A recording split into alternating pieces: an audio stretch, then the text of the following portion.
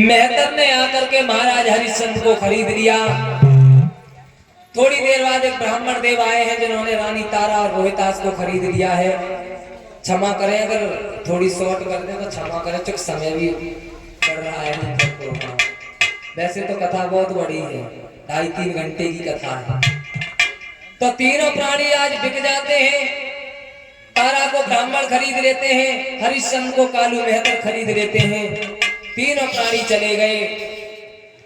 इधर तारा और रोहितास ब्राह्मण के घर में काम पे लग जाते हैं। कालू मेहतर के यहाँ हरिश्चंद्र काम पे लग जाते हैं। जब सुबह हुआ, कालू मेहतर ने आवाज लगाई, हरिश्चंद्र सो रहे हो? 20 भार सोना सोने के लिए नहीं दिया है। सुबह जल्दी जागो, झाड़ू लेके भागो। काशी की गलियों में झाड़ू लगा करके आओगे, उसके बाद आपको भोजन मिलेगा। और हरिश्चंद्र उससे पहले एक छोटा सा काम कीजिए हमारा। हाथ बढ़ा ले हरिश्चंद्र, अरे भजनी नदिया ना जाइयो, पानी भर के जल्दी लाइयो, मत ज्यादा देर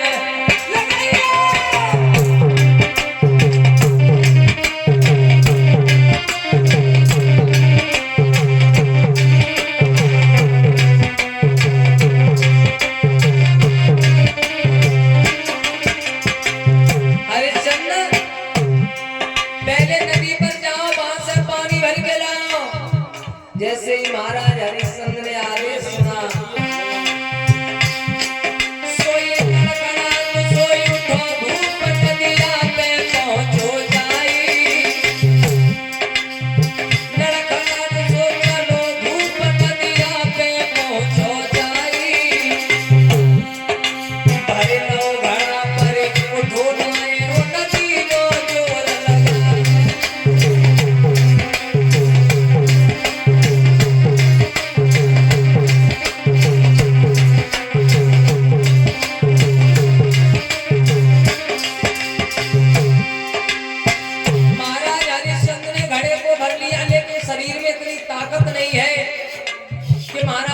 उठा करके सर पर रख ले, क्योंकि महाराज हरिश्चंद्र जो थे वो मेहतर के हाथ का भोजन नहीं खाते थे। उनके लिए अलग सामग्री की दुकान बांधी थी कालू मेहतर ने।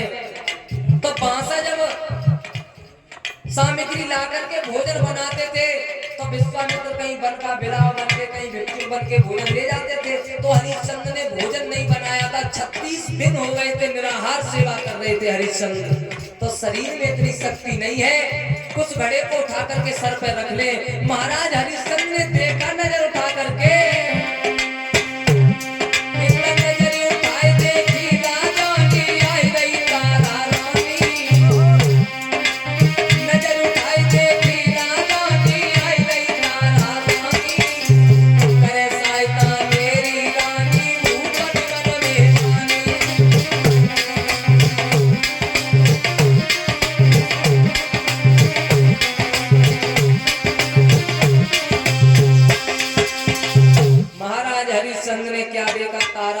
जल भरने के लिए सोचने लगे, तारा मेरी पत्नी है, सहायता जरूर करेगी।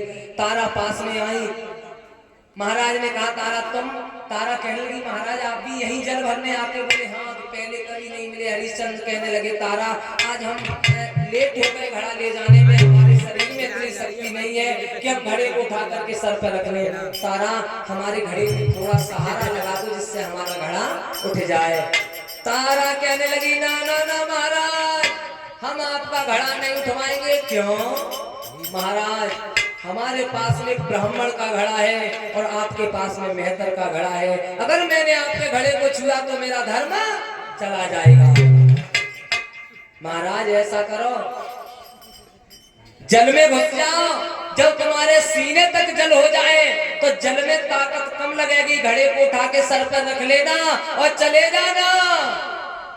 इतना कह करके तारा सीधी चली गई, पीछे मुड़कर भी नहीं देखा। हरिश्चंद्र कहने लगे, बा तारा, आज मुसीबत में तुमने भी साथ छोड़ दिया।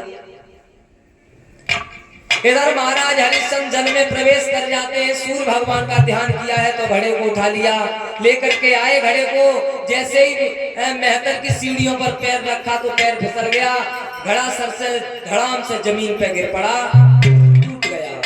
जैसे ही मेहतर ने देखा हरिश्चंद्र घड़ा तोड़ दिया। ऐसे रोजाना घड़ा अगर तोड़ोगे तो घड़ा कहां से आएंगे? आज से तुम नदी पर जल भरने नहीं जाओगे। एक लाठी दी, काला कम्बल दिया है और कहा जाओ मरघट में मरघटिया बन करके रहोगे। कोई भी लाश आए मुफ्त में लाश मत जलाना, टैक्स ले लेना, और टैक्स ना हो किसी के पास में तो कफन ले लेना, लेकिन मुफ्त में लाश मत जलाना। श्रोताओं, महाराज हरिश्चंद्र मरघटिया बन करके मरघट की रखवाली करने लगे। इधर गौर करेंगे, जहाँ रानी तारा ब्राह्मणी के घर में रह रही है, वहां एकादशी का व्रत है। ब्राह्मणी ने कहा तारा अपने बेटे रोहितास को बाग में फूल लेने के लिए भेज दो, पूजा के लिए फूल ले आए और उससे कह देना जल्दी आए लौट करके। तारा ने रोहितास को बुलाया, रोहितास से कहा बेटा बाग में जाओ, पूजा के लिए फूल ले आओ। हाथ में छवरिया ली है और रोहितास छवरिया लेकर के फूल तोड़ने के लिए बाग में पहुंचे। इधर विश्वामित्र ने देखा, तुरंत ही कमंडल से जल लिया, जमीन पर जैसे ही जल को मारा है तो एक सर्प प्रकट हो गया और उस सर्प से कहा है जाओ बाग में एक बेटा फूल तोड़ने के लिए आ रहा है, उस बेटे को ऐसा काटो कि उसके मुंह से कोई शब्द न निकल पाए। रोहितास बाग में पहुंचा, फूल तोड़ने लगा, फूल तोड़ता जा रहा है रोहितास। इधर क्या हुआ, एक बहुत सुंदर तेज फूल चमक रहा था। रोहितास ने उसी फूल की तरफ हाथ बढ़ा दिया और उसी फूल में वो सर्प बैठा हुआ था। उस सर्प ने एकदम से बेटा की कलाई में लपेटा लगाया, बेटा की कलाई में लगा लिया है। बेटा चिल्लाने लगा, अरे कोई है इस बाग में, कोई इस बाग में हो तो हमारे प्राणों की रक्षा करो, मुझे सर्प ने काट लिया है। लेकिन वहां बेटा की सुनने वाला कोई नहीं था। श्रोताओं, इधर विश्वामित्र ने क्या किया, काशी की गलियों में जाकर के आवाज लगा दी, काशी के लोगों, किसी का बेटा, किसी मैया का बेटा बाग में फूल तोड़ने के लिए गया है, उसे काले सर्प ने डस लिया है। जिस किसी मैया का बेटा हो वो जाकर के देख ले। मैया तारा जो थी भोजन बना रही थी तो मैया की आंखों से आंसू निकल आए, कहने लगी परमात्मा मेरा ही बेटा तो गया है बाग में फूल तोड़ने के लिए, ऐसा न हो कहीं मेरे ही बेटा को सर्प ने डस लिया हो। रोने लगी मैया तारा।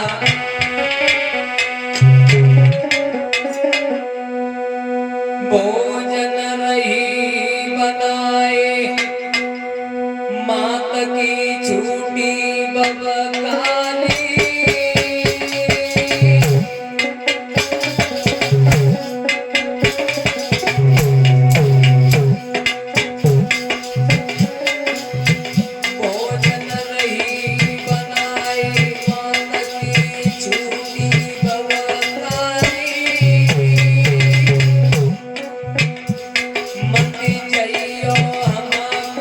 छोड़ी अकेली रह जाई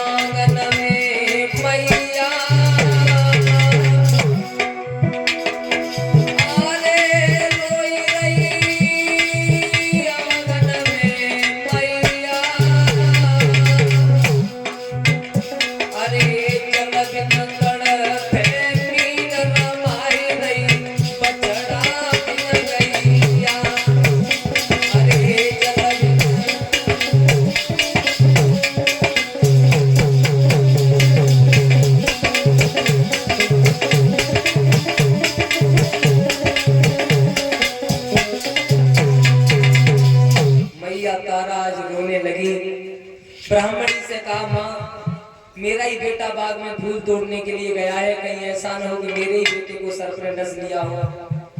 मैया आपकी आज्ञा हो तो मैं चली जाऊं।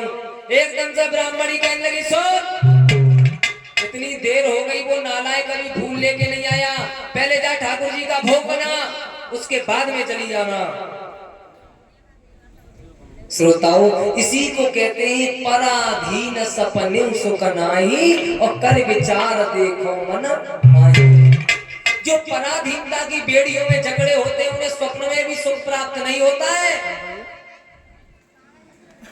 मैया ने भोग बनाया, भोग बनाने के बाद कहा है ब्राह्मणी से मां मैं चली जाऊं। ब्राह्मणी ने कहा जा और जल्दी लेकर के आना अपने बेटे को। आज मैया तारा गिरती उठती पछाड़ खाती हुई बाग में पहुंची है। बाग में जाकर के देखा है बेटा जमीन पर लेटा हुआ है, मुंह से झाग निकल रहा है।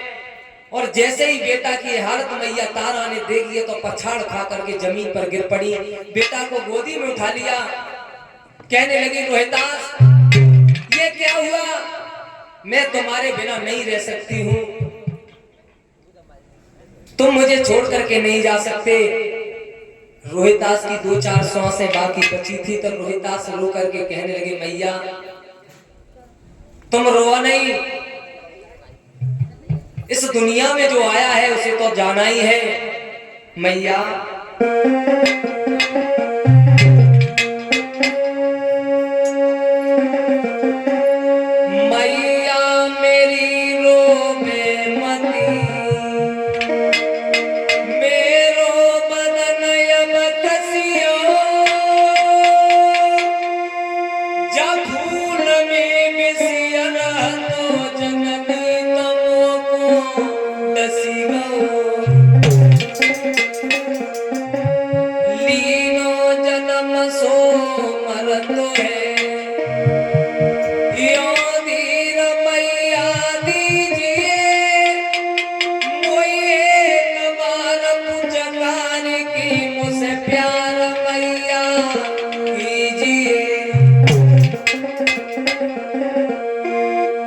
रोहितास कहने लगे मां मेरे पास ज्यादा समय नहीं है, मैं नहीं बच पाऊंगा। मैया तारा कहती है बेटा तेरे बिछुड़न को कुमर मोपे दुख सो नहीं जाई, दिनों रात डकराऊंगी जो बछड़ा बिन गाय, बछड़ा बिना गाय सुत बिन माते हो बिल खाती है, गोदी से जाके सुत बसे क्या बच सकती वो मां। जिस मैया का अकेला बेटा संसार को छोड़ करके चला जाए उस मां की क्या हालत होती है श्रोताओं। आज रोहितास रोकर के अपनी मैया तारा से कहते हैं कि मां दुख सुख की जो कछु कहेरी सो चलती मेरिया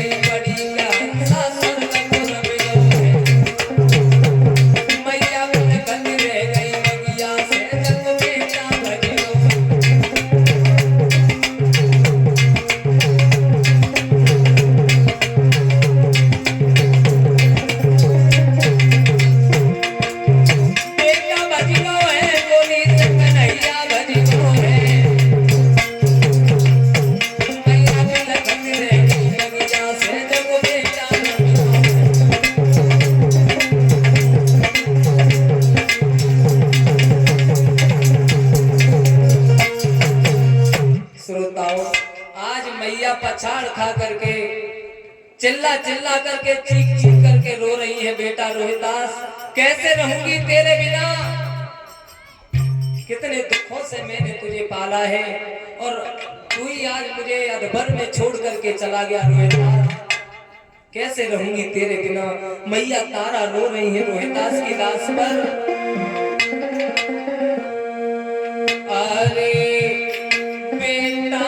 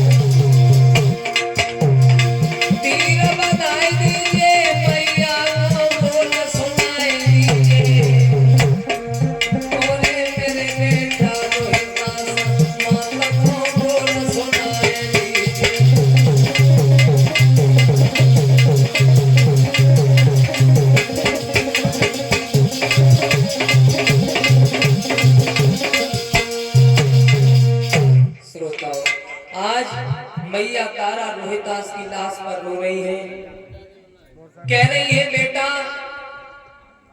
तुम्हारा ही तो हमको सहारा था, आज तुम भी अधपर में छोड़ करके चले गए। और श्रोताओं, जिस मैया का अकेला बेटा उस माँ को छोड़ करके इस संसार से चला जाए तो इसके दिल पर क्या बीतती है ये तो वही माँ जानती है। और वैसे भी बताया है, वैसे तो दुख बहुत है पर बड़े दुख कहीं चार, भूमि हरण भैया मरण पुत्र सो कयो नारी। मैया रो रही है बेटा की लाश पर। हम चेत गर्भ में रही नींद भर सोई न चायो,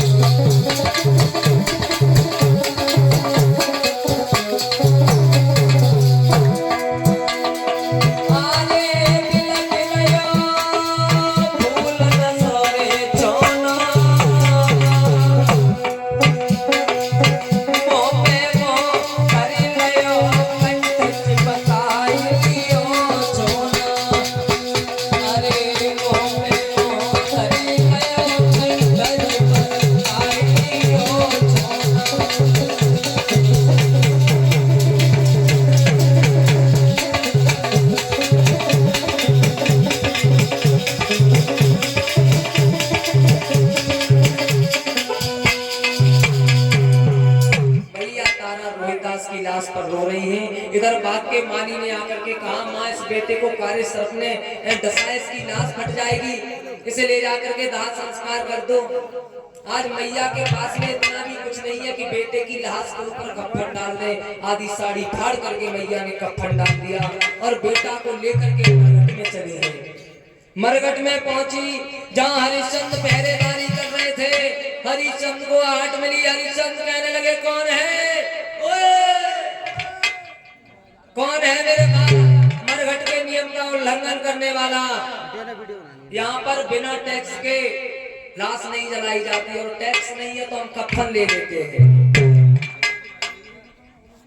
हरिश्चंद्र पास में आए और तारा को देखा। तारा तुम क्यों आई हो? तारा ने कहा, महाराज नीचे तो देखो। और जो हरिश्चंद्र ने नीचे देखा, बेटा रोहिदास की लाश जमीन पे पड़ी है, तो महाराज के हाथ से लाठी छूटने लगी। तारा कहने लगी, महाराज ये क्या कर रहे हो? आपका धर्म चला जाएगा। और जो धर्म की बात कही तो हरिश्चंद्र को क्रोध आ गया। हरिश्चंद्र कहने लगे, तारा मैं अच्छे तरीका से जानता हूँ धर्म क्या होता है, और आज मेरा धर्म ये है कि बिना टैक्स के, बिना कफन के लाश नहीं जली जाएगी। तारा कहने लगी, महाराज माता बहना बस 5 मिनट के लिए और बैठ जाओ। हाँ, हम तो तुम्हारी तारीफ करने वाले थे, तब तक तुम चले वही। हाँ श्रोताओ, इधर महाराज हरिश्चंद्र ने तारा के पास में जो आधी साड़ी बची थी वो कफन के रूप में ले ली है। तारा वहां से चली जाती है। हरिश्चंद्र ने रोहिदास का दाह संस्कार किया। मंदिर में जाकर के छिप जाती है तारा। इधर विश्वामित्र ने काशी नगरिया में हल्ला कर दिया है कि काशी के लोगों, इस गांव में एक बहन आ गई है जिसने 4 बच्चों का कत्ल कर दिया है। श्रोताओं, तो हरिश्चंद्र को बुलाया गया। हरिश्चंद्र आए हैं वहां पर, और हरिश्चंद्र जब तारा को मारने के लिए तैयार हुए हैं, तलवार ऊपर को उठाई है हरिश्चंद्र ने।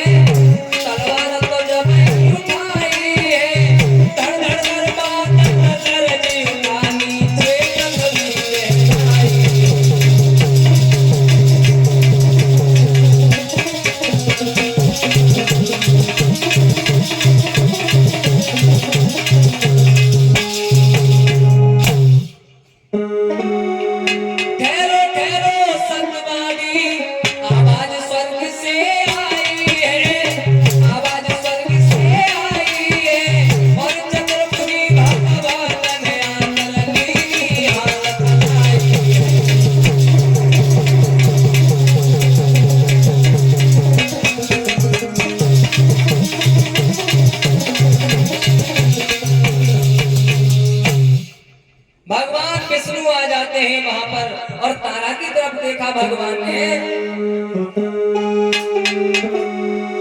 ठहरो ठहरो मेरी बेटी, ठहरो ठहरो मेरी बेटी, तू इतनी क्यों अकुलाई है, इतनी क्यों अकुलाई है, पीता पर फेंक दयो प्रभु ने जो बचन से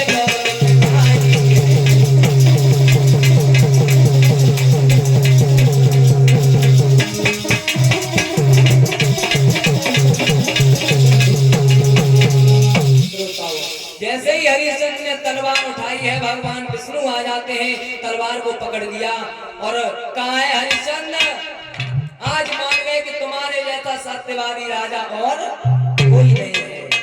विश्वामित्र आ गए। विश्वामित्र कहने लगे हरिश्चंद्र, हमने जो भी तुम्हारा राजपाट दान में लिया आज हम सब वापस कर रहे हैं और कुछ मांग लीजिए।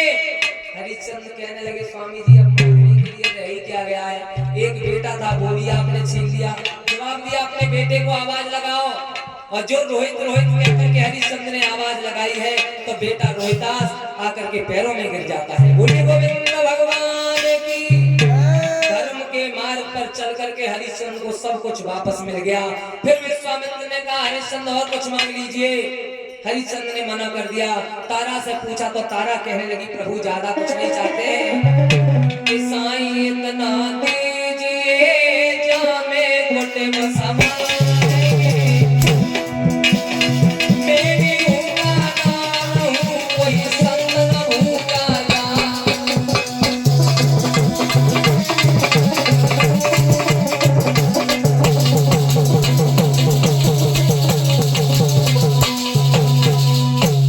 किया, प्रभु हमें कुछ नहीं चाहिए।